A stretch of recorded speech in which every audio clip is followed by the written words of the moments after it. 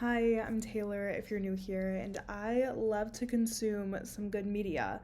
Whether it's in person, on this thing, wherever it is, I'm probably consuming it. So I want to share some of the things that I've been consuming as of late because I think I've been really intentional about it. I've organized everything on a Notion template just to keep track and stay organized. And I like to break things up into different categories like what I'm reading, what I'm watching, what I'm pinning, and products that I'm using. I think everybody should be documenting at least everything that they've enjoyed consuming, almost treating it like a journal a little bit because it allows you to go back, reflect, and sometimes I think the things we consume actually affect how we live and how we behave so much. So it's nice to see everything together and maybe think, what are things I want to be consuming more or less? I just think it's a really cool exercise to do to make us more aware of our habits on and offline. So with that being said, let's take a peek into some of my consumption and some things that I would recommend you consume. Starting off with what I'm reading, I love to read things on Substack. It's super accessible and people write such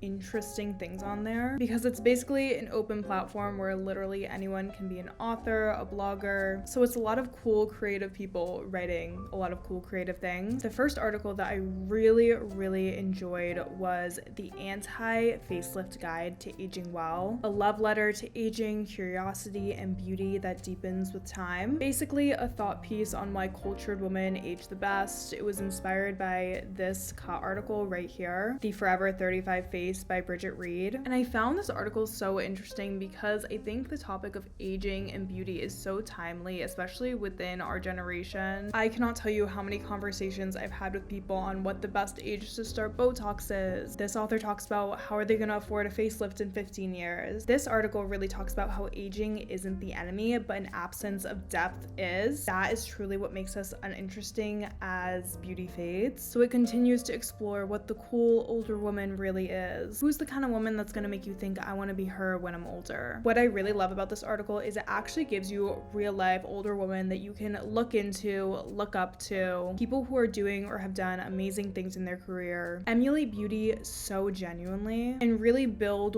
worlds inside themselves. So I think this is a great read that any young woman should definitely check out. The next thing I read recently was How to Be a Great Conversationalist, The Art of Interesting Conversation. I'm personally getting my master's in communication, so I definitely need to be a good conversationalist. This article gives great tips on how to have good conversation with people you don't necessarily know very well. It also gives examples on conversational questions to ask. A super short, sweet read, but this gives a lot of tangible tips and ideas. I really love to consume fashion content, and one of my favorite things that I consumed recently was Variations on a Theme Winter Edition. This one is all about building a uniform for colder weather, and I just personally really loved the uniforms that this author came up with. Very simple, timeless, classic silhouettes, but they still feel very customizable. They have a lot of pieces that you can mix and match. I really loved this outfit combo specifically. A lot of room to add personality here. I'm also just very into the palette of this article. You guys know I'm a neutral girl, but I loved how she blended a little bit of color still, and also I'm obsessed with this bag in the first outfit. The Smart Girls Winter Wellness Curriculum, I think everyone should read because as it says, you're too smart to lose an entire season to sadness. It gives you 9 tangible things you can do when the sun sets by 5 p.m. I also just really enjoy how specific this is. I've said this before, but I think when tips are too broad, that's when we tend to only do them for a week and then forget about them. I love the idea of committing to 2 to 3 social things per week, or making a list of 5 people you've been meaning to reach out to and reach out to one every single week. Also love the part about romanticizing your winter. I'm a huge romanticizer. It really keeps me in a good mood. I love all of these ideas, honestly. I love this part about pulling 5 to 6 seasonal recipes because honestly, it's all about changing your mindset. If you're not looking forward to winter, you're not gonna like winter. So turning your mindset around and thinking about how you can really embrace it, I think that's the key to keeping yourself in good spirits the whole season. Love this idea of making a dopamine list. I honestly love doing this. nice. Especially because when you're feeling down, you can literally pull up the list on your notes app and you can be like, oh, let me do that to cheer me up. I know that always makes me feel better. Along a similar vein, we have The Broke Girl's Guide to Nervous System Regulation. I like this one because it's science-backed and you don't have to spend any money to do any of these things. This guide is all about keeping your stress low. It debunks myths. Again, gives you actual science-backed tips. For example, improving your metabolic stability can actually reduce your stress, which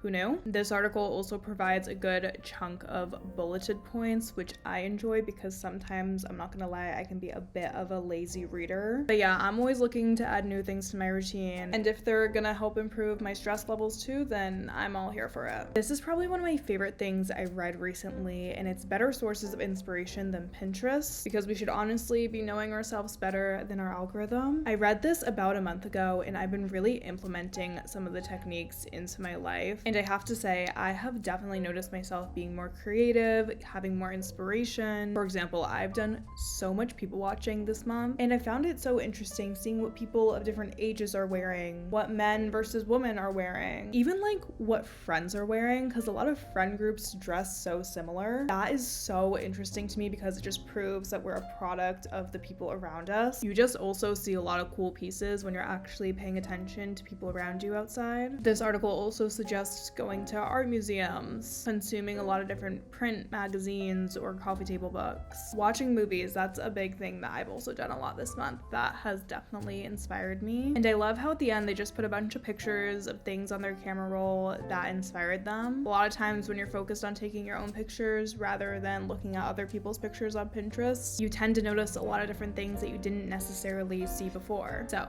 highly recommend this read. Now moving on to what I've been watching, one of my favorite things that I watched this month was Inside Alex Consanis' Home Closet with Vogue. In my opinion, she has super underrated style. Everything she wears just looks cool to me. I also just really enjoy seeing what's in other people's homes, what's in other people's closets, what are other people's go-to pieces, how do they organize their closet. I find all of that incredibly interesting. Fun fact, Alex was actually Vogue's 2025 Best Dressed cover star, which I didn't know that. That's actually really cool. But even what she's wearing in this video, like the wrapped cinched blazer with the polka dots underneath, that's so good. As an add-on, I also really enjoyed watching what was in her Birkin bag. So any video she's in, I just enjoy hearing what she has to say. Also, her Birkin is just insanely stunning. And I like that she fills it to the brim with stuff. I mean, she has a Mancala game in her Birkin. How iconic is that? Next, I watched Emily Hickey on Finding Your Why with Goop. I think a lot of times we tend to have self-doubt, feel burned out, get discouraged, and this is really a thought piece on how to stay motivated, how to lead with purpose, how to pick yourself back up, and again, finding the why between your work and life. I love to listen to podcasts like this on my morning walks, when I'm going to the grocery store, running errands. It just makes me feel really productive. So on your next grocery run, I recommend checking this one out. Like everyone else, I love watching some good old vlogs, and I especially love to watch vlogs of people who have completely different lives than me, hence why I love Kinda Cool. She lives in Seoul, Korea, but she does travel quite a bit, so I also enjoy her travel vlogs. But she has the coolest style, the coolest editing. I also just really enjoy her storytelling. I usually watch her videos with the closed captionings. I'm obsessed with her Instagram as well because she takes the coolest pictures and, as I said,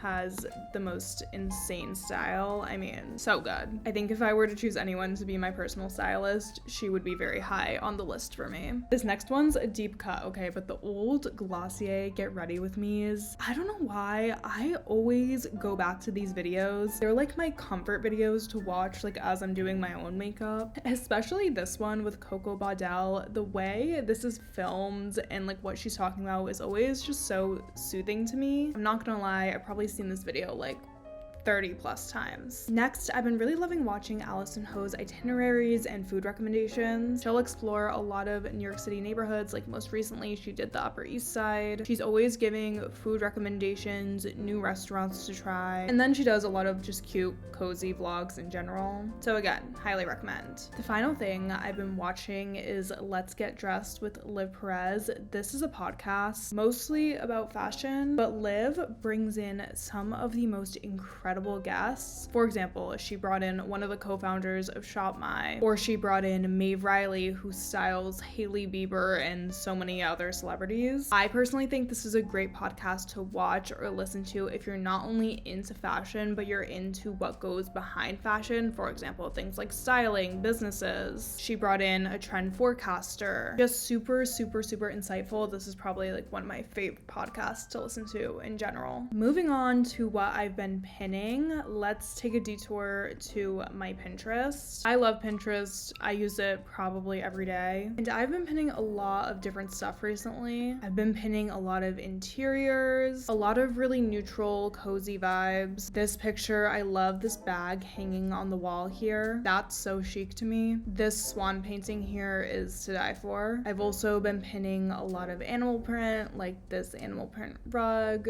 this little ottoman situation stool, I guess. These stools are so good. The tassel on the door, of course. On the apparel side of things, I feel like I tend to pin either really basic things or really fun things. For example, I have these heels and this jacket, which is really fun. But then I also pin outfits like this one and then like this basic tee and jeans. I like to pin things that are actually realistic for me to obtain or wear, because I find when you pin things that are really unrealistic, it's not super helpful, at least when you're looking for inspiration. I've also been pinning a lot of really simple jewelry like this. I'm not typically a rings girl, but I've kind of been dabbling. I've been pinning a lot of medium wash denim. Makes sense because I've been wearing a lot of medium wash denim. I pinned this makeup look recently, which I am obsessed with, the lip combo specifically. As you can see, I love just a really neutral lip combo, and this one is the perfect nude to me. Also love her earrings and her glasses. I pinned this picture because I love this hairstyle, like a messy half up, half down that still looks so chic and put together at the same time, which I don't know how that's possible, but I want to try and recreate it. But yeah, that's mostly what I've been pinning recently. Now let's move on to products that I've been consuming. First up, if you didn't know, I have a coffee table book collection, so I'm always consuming coffee table books. I just think they're a really cool form of media to own, to consume. They're really fun to flip through, and I think this Vogue one is honestly the one that I've probably been consuming the most recently, although honestly it switches from day to day. I have also been consuming a lot of fragrances this winter. Running through some of my favorites quickly, I've been loving the 2150 Reverie by Victoria Beckham. A great feminine, woody, nighttime scent, I would say. I was recently gifted Lovely But a Little Twisted by Lore. Great everyday feminine winter scent. Super light, not overpowering. And the first time I wore it, I got a compliment on the scent, so that's how I knew it was good. I would say Alto Astral by Byredo is the best clean girl winter scent. And then Salt and Stone Saffron and Cedar is like my favorite winter body mist. I usually spray this after I take a shower or something. This is my second bottle. I honestly think this scent is extremely underrated compared to all the other Salt and Stone scents. I have been consuming a lot of hot drinks recently, hence why I've been consuming a lot of mugs. These two have been my favorites from IKEA. The two shoes I've been consuming the most recently is